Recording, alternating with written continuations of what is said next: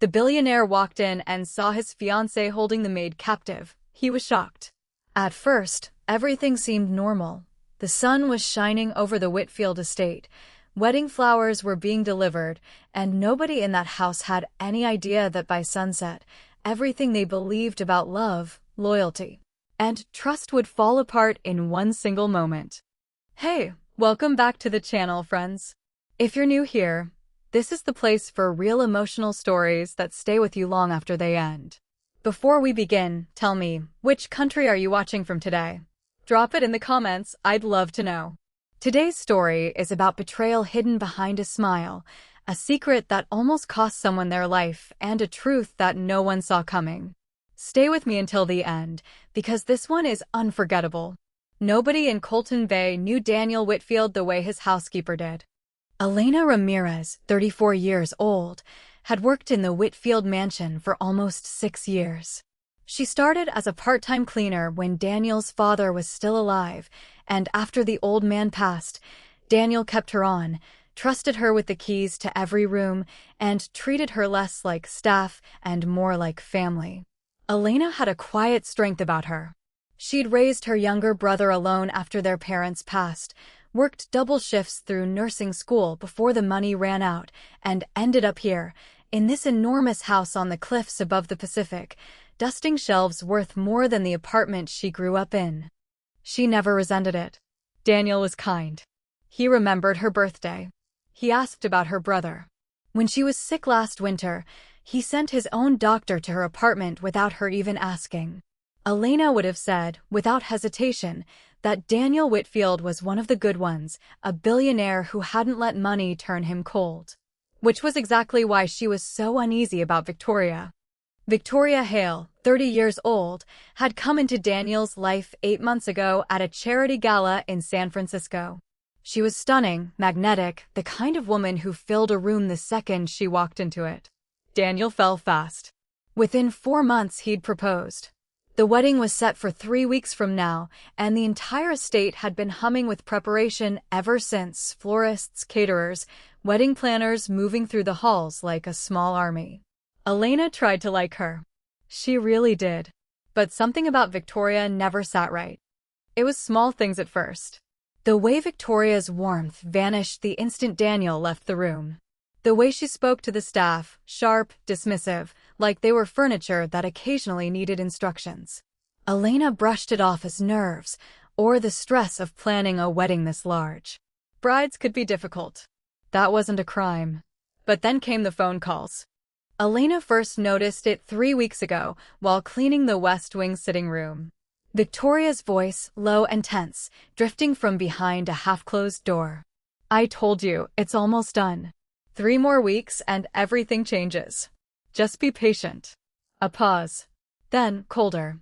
"Don't call this number again." Elena hadn't meant to eavesdrop. She'd simply frozen in the hallway, duster in hand, feeling like she'd stepped somewhere she wasn't supposed to be. She told herself it was nothing. A wedding vendor, maybe. A stress conversation about seating charts. She almost believed it. Almost. 2 days later, she found something that made her stomach turn cold. She'd been organizing the linen closet in Victoria's private study, a task Victoria herself had assigned, oddly insistent that Elena handle that room specifically instead of the usual staff. While moving a stack of towels, a folder slipped from a shelf above and spilled its contents across the floor. Elena knelt to gather the papers back into order, and that's when she saw it. Bank documents, wire transfer records, and a name that wasn't Victoria Hale.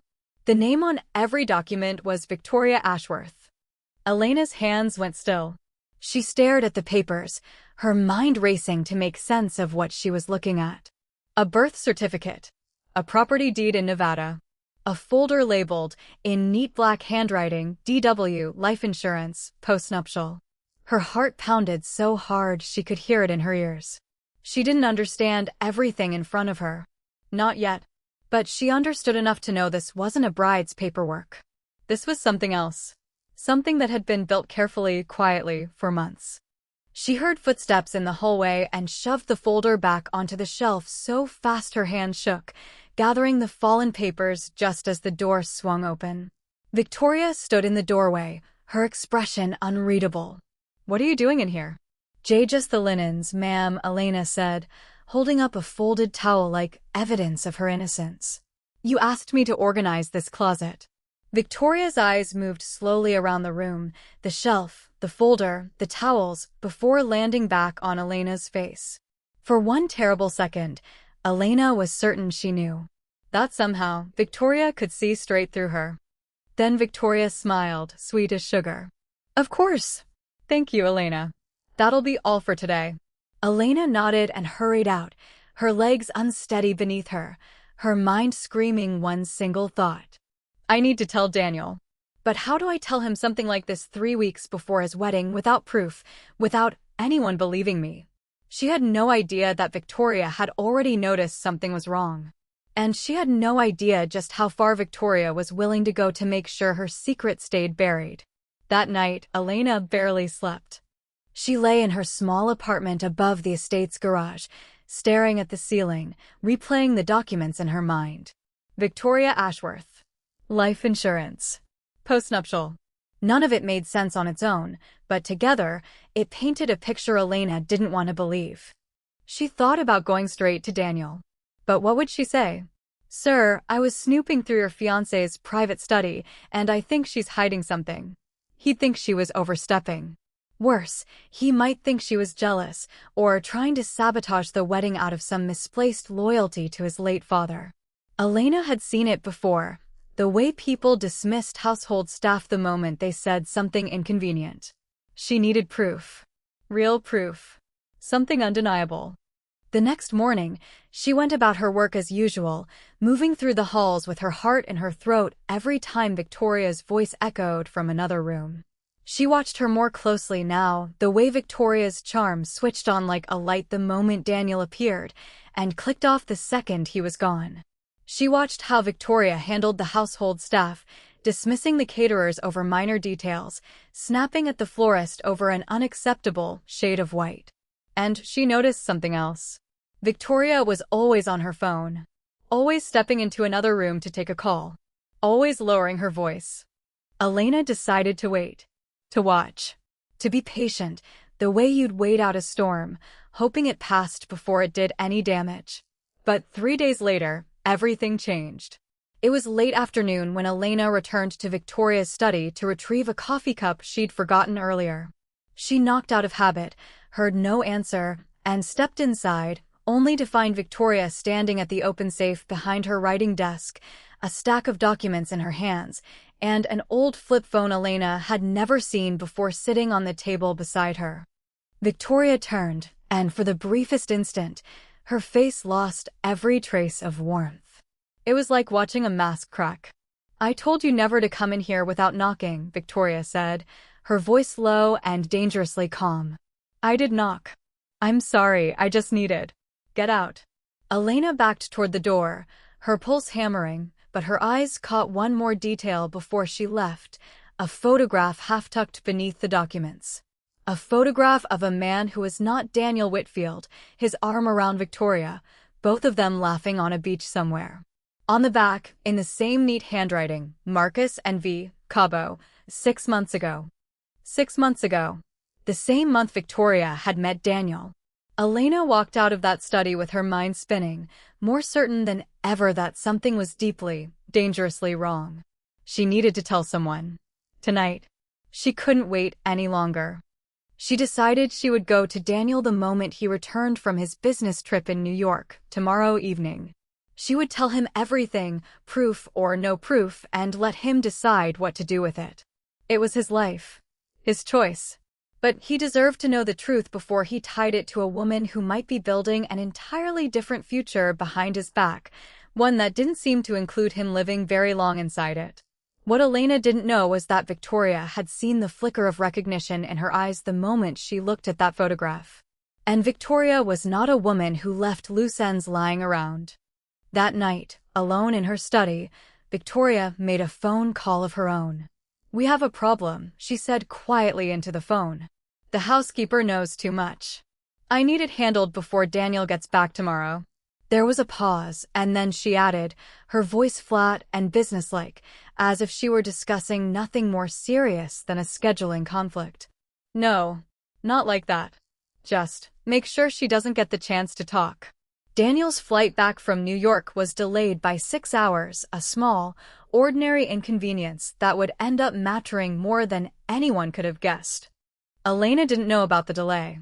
She spent the entire day trying to act normal, cleaning, cooking, moving through the enormous house with her nerves stretched thin as wire. She told herself that by tonight, this would all be over. She would tell Daniel everything, and whatever happened next, at least the truth would be out in the open. She didn't notice that Victoria had spent the morning unusually pleasant, complimenting Elena's work, asking about her brother, even bringing her a cup of tea in the afternoon, something she had never once done in 8 months. Elena should have been suspicious. She wasn't. Kindness, even from someone you don't trust, has a way of disarming you. At around 6 in the evening, Victoria approached her in the kitchen. Elena, could you help me move some boxes in the East Wing basement?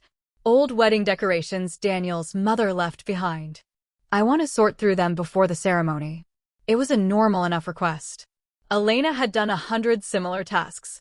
She followed Victoria down the narrow staircase into the basement, a part of the house rarely used, lined with old furniture under white sheets and boxes stacked against the walls.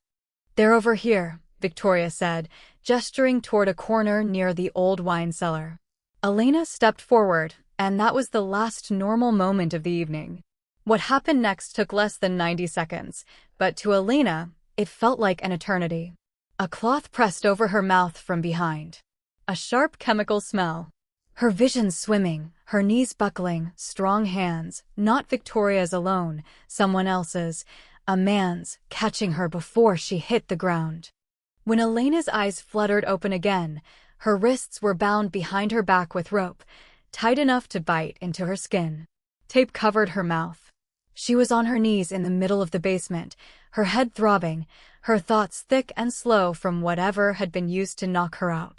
Victoria stood in front of her, no longer smiling, dressed now in a stunning navy gown as though she had somewhere important to be tonight. In her hand was a length of rope, tied at the end into a loop that made Elena's blood run cold the second she understood what it was. You should have minded your own business, Victoria said quietly, almost gently, as if she regretted what came next, but had already made peace with it. I actually liked you, Elena. I want you to know that. This isn't personal. It's just necessary. Elena's muffled scream came out as barely a sound behind the tape. She strained against the ropes, her eyes wide with terror, searching desperately for any way out, any explanation that made this survivable. Victoria crouched slightly, meeting her eyes. You saw the photo. You saw the documents. I know you did, I saw it on your face. She sighed, almost sad. Marcus and I have been together for 3 years. Daniel was never supposed to be forever. He was supposed to be an investment. A very generous one, once the wedding was done and the paperwork went through. But you, she tilted her head, you were going to ruin all of it before I even got to the altar. She straightened up, testing the rope in her hand, tossing the loop up and over an old, exposed ceiling beam with practiced ease. When Daniel gets home tonight, Victoria continued, her voice steady, rehearsed, he's going to find his housekeeper, so overwhelmed with some private trouble nobody knew about, that she couldn't go on. Tragic. Devastating, really. And absolutely nothing to do with me. Elena's whole body shook. Tears streamed down her face. She had never in her life felt fear like this, helpless, silenced, moments from a horror no one would ever even suspect was murder. Just then, headlights swept across the small basement window. A car in the driveway. Footsteps at the front door. A voice calling out through the enormous house, warm and familiar and utterly unaware of what was happening 2 floors beneath him. Victoria? Elena? I'm home early. The flight actually landed on time for once. Daniel Whitfield had come home 6 hours ahead of schedule. And he was already walking toward the basement stairs. Victoria froze for exactly 1 second, long enough for something close to panic to flash behind her eyes, before her expression smoothed back into practiced calm. "Down here, sweetheart," she called out, her voice suddenly bright, cheerful, dripping with the same warmth she always saved for him.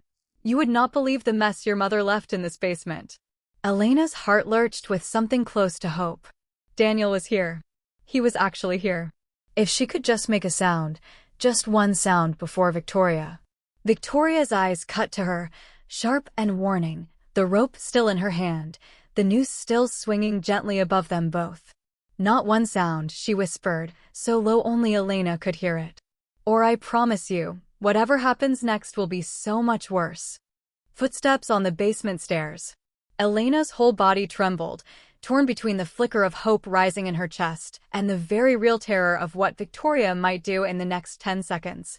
Daniel appeared at the bottom of the stairs, loosening his tie, a tired but genuine smile on his face, a smile that vanished the instant his eyes adjusted to the dim basement light and took in the scene in front of him. His fiancée, standing over his housekeeper. Elena, on her knees, bound, gagged, tears streaming down her face. A rope. A noose, swaying from the ceiling beam above her head. For a full 3 seconds, Daniel Whitfield didn't move. His brain simply refused to process what his eyes were showing him. This had to be some kind of mistake. Some elaborate misunderstanding. Any second now, Victoria would explain, and it would all make sense. "Victoria," he said slowly, his voice barely above a whisper. What is this?" Victoria's face shifted instantly, not into panic, but into something eerily convincing. Tears sprang into her eyes. Her hands flew to her mouth. "Daniel, thank God you're here. I found her like this. I came down to check on the decorations and she'd already—" "Stop." Daniel's voice cracked like a whip, sharper than Elena had ever heard it. His eyes moved from the rope in Victoria's own hand, the same hand she was now trying to hide behind her back, to Elena's terrified face, to the tape over her mouth, to the raw rope marks already forming on her wrists. "That rope is in your hand," Daniel said, each word slow and deliberate. "You found her like this? Then why are you holding the rope, Victoria?" For the first time since Elena had known her, Victoria Hale had no immediate answer. Daniel moved fast, crossing the basement in 3 long strides, dropping to his knees in front of Elena and carefully, gently peeling the tape from her mouth. "Elena, look at me. Are you all right? Can you breathe?" Elena gasped, air flooding her lungs, sobs tearing out of her chest. She drugged me, Daniel. She was going to, she said it would look like I. That's a lie." Victoria's voice rose, sharp and desperate now, the mask finally slipping. "She's been spying on me for weeks, going through my private things, and now she's making up some insane story too." "Stop lying to me." Daniel stood, turning to face her fully, and something in his expression had gone cold in a way Elena had never seen. Not anger yet, something colder than anger. Disbelief curdling into recognition. "I know that rope wasn't sitting there by accident, Victoria. I know Elena doesn't have marks on her wrists from decorating a basement. And I want to know exactly what you were about to do to her before you tell me one more single lie." Victoria's mouth opened, then closed. For the first time, real fear flickered across her face, not fear for Elena, but fear of being caught, fear of a plan crumbling 3 weeks before it was supposed to pay off. "Daniel," she tried again, softer now, reaching for him. "Whatever you think you saw, don't." He stepped back from her hand as though it burned. "Don't you dare touch me." He turned, quickly untying the ropes binding Elena's wrists with shaking hands, murmuring apologies, promising her she was safe now, that he wasn't going anywhere, that whatever was happening, it was over. But even as he said it, one question was burning through his mind, demanding an answer. What exactly did Elena find, and how long has Victoria been planning something far worse than a wedding? Daniel helped Elena to her feet, wrapping his own suit jacket around her trembling shoulders, guiding her carefully up the basement stairs and into the kitchen, as far from Victoria as the house allowed. He called his personal physician immediately, then his family attorney, his voice tight with barely restrained fury as he explained just enough for both men to understand this was an emergency. Victoria trailed behind them the entire way, alternating between tearful pleading and indignant denial, insisting there was some terrible misunderstanding, that Elena had misread an innocent situation, that she loved Daniel more than anything in this world. Daniel said almost nothing to her. He simply listened, his jaw tight, his eyes distant, filing away every contradiction, every inconsistency in her story, the way a man files away evidence he intends to use later. Once Elena was settled at the kitchen table with a glass of water and a blanket around her shoulders, color slowly returning to her face, Daniel finally turned to face Victoria fully. "Tell me about Marcus," he said quietly. The color drained from Victoria's face so fast it was almost comical, if the situation weren't so devastating. I don't know who." "Elena," Daniel said, without looking away from Victoria, "tell me what you saw in that study." Elena's voice shook, but she found the strength to speak clearly. "Bank documents. Under the name Victoria Ashworth, not Hale. Wire transfers. A life insurance policy with your name on it, sir, set up for after the wedding. And a photograph, her and a man named Marcus, from 6 months ago. Around the same time she met you." Victoria's composure finally, completely shattered. "You don't understand," she said, her voice rising into something sharp and desperate, all pretense gone now. "Marcus and I, it's complicated. We've been together for years, but he doesn't have anything, Daniel. Nothing. And you have everything. I never meant to hurt anyone, I just needed." "You needed my money," Daniel finished for her, his voice flat, hollow with the particular exhaustion of a man watching 8 months of his life reveal itself as an elaborate lie.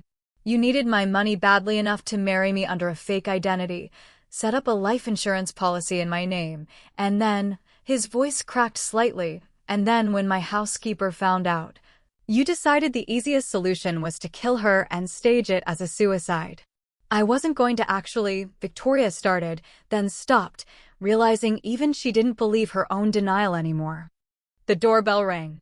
Daniel's attorney had arrived faster than expected, along with, at Daniel's specific and deliberate request, a detective he'd once worked with on a fraud case years earlier. A private call made the moment he'd left the basement, before Victoria even realized he'd stepped away to make it.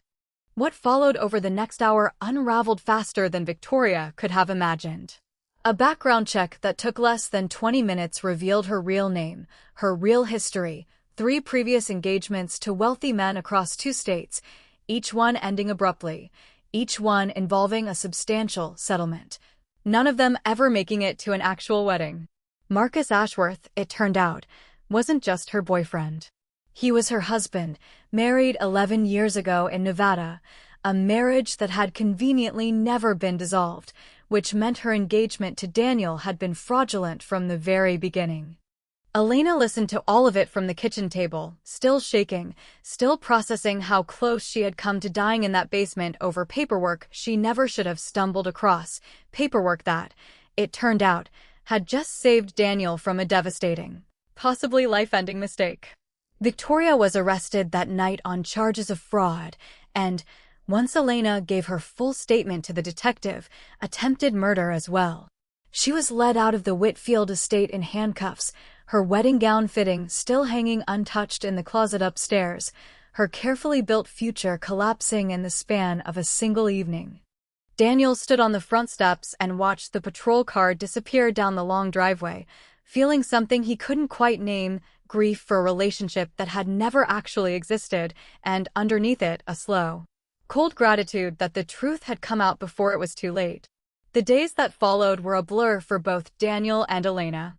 The story, despite everyone's best efforts to keep it quiet, eventually made its way into local news. A Colton Bay billionaire's fiancé arrested for fraud and attempted murder was simply too dramatic a headline to stay contained.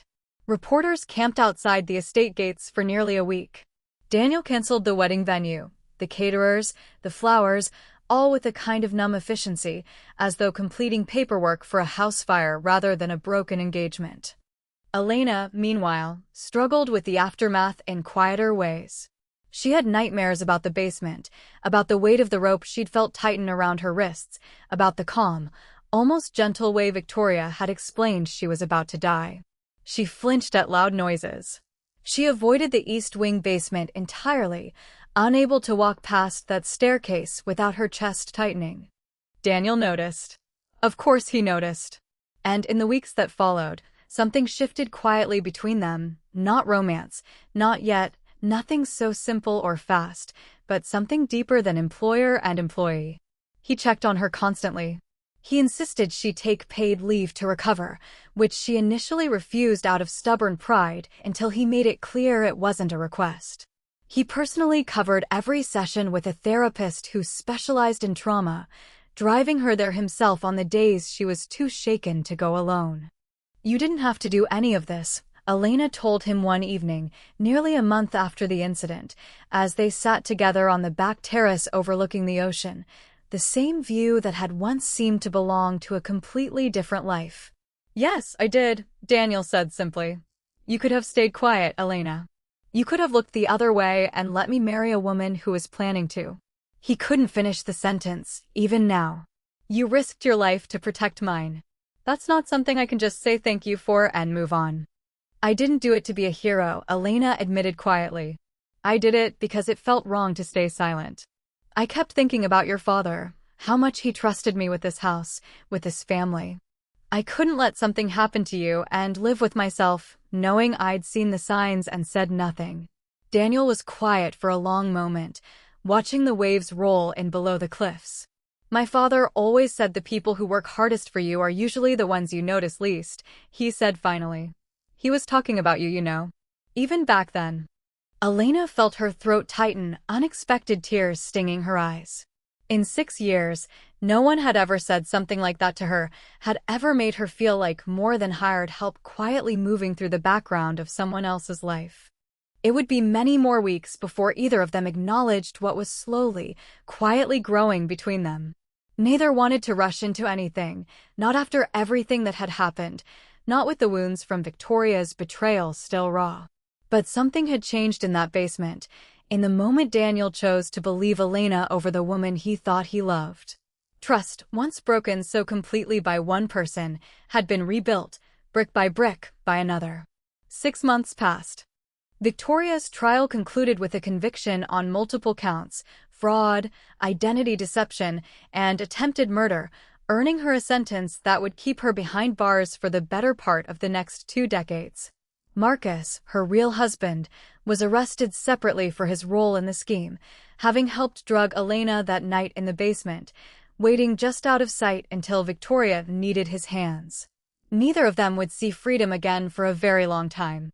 Daniel testified at the trial, as did Elena, her voice steady despite the trembling in her hands, describing in careful detail every moment of that terrifying evening.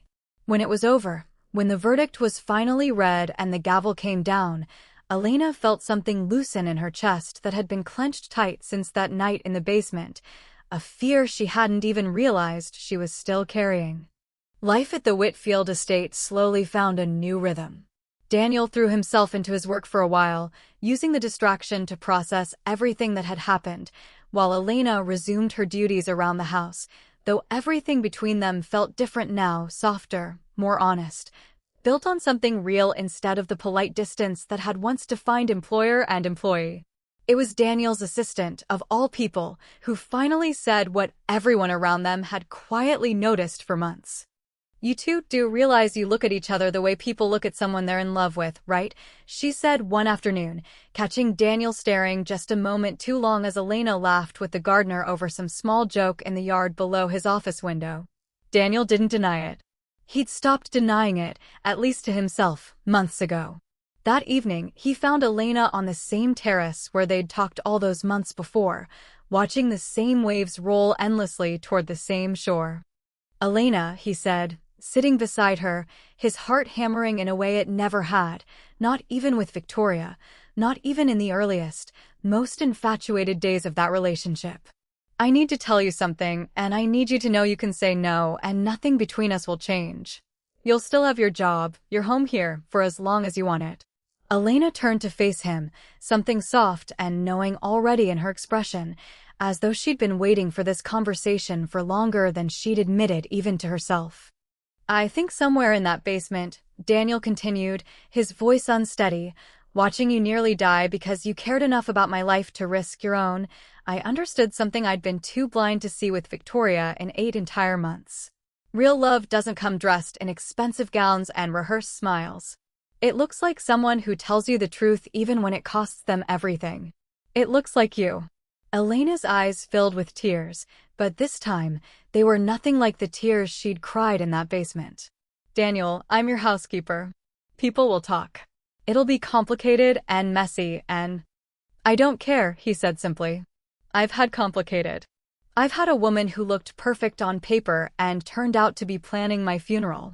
I'd take real and messy over perfect and false for the rest of my life, if you'll let me. Elena didn't answer him with words.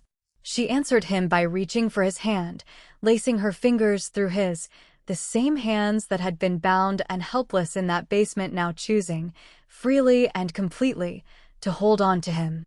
What followed wasn't a whirlwind romance played out for cameras and tabloids, the way Victoria's relationship with Daniel had always seemed to be. It was slow, careful, real. They spent the following months simply getting to know each other in a way they never had during Elena's years of quiet service. Daniel learning about the brother Elena had raised almost single-handedly, about the nursing degree she'd never finished chasing after her parents passed, about the quiet dreams she'd tucked away because survival always came first. Elena, in turn, learned that Daniel Whitfield's fortune had never been the thing that defined him, no matter what Victoria had assumed. She learned about the nights he'd stayed up with his dying father, about the guilt he still carried for not noticing his father's illness sooner, about the deep, aching loneliness of being surrounded by people who wanted access to his money far more than they wanted access to him.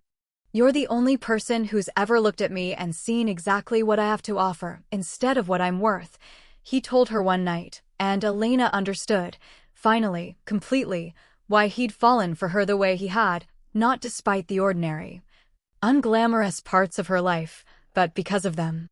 A year after that horrifying night in the basement, Daniel proposed to Elena on the same cliffside terrace where they'd first admitted their feelings, with no cameras, no wedding planners rushing around them, no elaborate performance for anyone watching. Just the two of them, the ocean below, and a ring that had belonged to his mother, a woman who, by every account, would have adored Elena from the very first conversation. Elena said yes through tears, laughing at the absurdity of it all, the housekeeper and the billionaire, a story that sounded like something out of a movie, except every painful, terrifying, beautiful part of it had actually happened. Their wedding, when it finally came, was small and quiet, exactly the opposite of the enormous, extravagant affair Victoria had spent months orchestrating. Held right there on the estate grounds, overlooking the cliffs and the endless Pacific below, it included Elena's brother, a handful of close friends, the household staff who had become like family over the years, and Daniel's oldest friends from before the money, before the mansion, before any of it. Elena wore a simple dress, nothing like the designer gown that still, to this day, remained locked away in storage from the wedding that never happened. She didn't need anything extravagant. She learned, through the most terrifying experience of her life, that the things worth having were never the things that glittered the brightest. Standing at the altar, watching Daniel wait for her with tears already forming in his eyes, Elena thought back to that night in the basement, the rope, the fear, the absolute certainty that her life was ending over paperwork she'd stumbled onto by accident. She thought about how close she'd come to never seeing this moment, never seeing this man look at her the way he was looking at her now. I used to think loyalty meant staying quiet, staying small, not causing trouble, Elena said during her vows, her voice steady despite the tears sliding down her cheeks. That night taught me loyalty actually means telling the truth, even when it's terrifying, even when it might cost you everything. I almost lost my life protecting yours, Daniel. I'd do it again in a heartbeat, because some things, some people, are worth every risk. Daniel could barely speak through his own tears as he responded, promising her a lifetime of the honesty, respect, and genuine partnership that Victoria had never been capable of offering him, promising to spend every day proving that what they had was real, was permanent, was nothing like the elaborate lie he'd almost walked into instead. Years later, Elena would still occasionally think back to that basement, to the rope swinging gently from the ceiling beam, to the 90 seconds that had nearly ended everything. But instead of nightmares, those memories had slowly transformed into something else entirely, a reminder of how close she'd come to a completely different life, and how grateful she was that the truth, however dangerous, had found its way into the light before it was too late. Daniel and Elena built a life together defined by everything Victoria's fraudulent engagement had never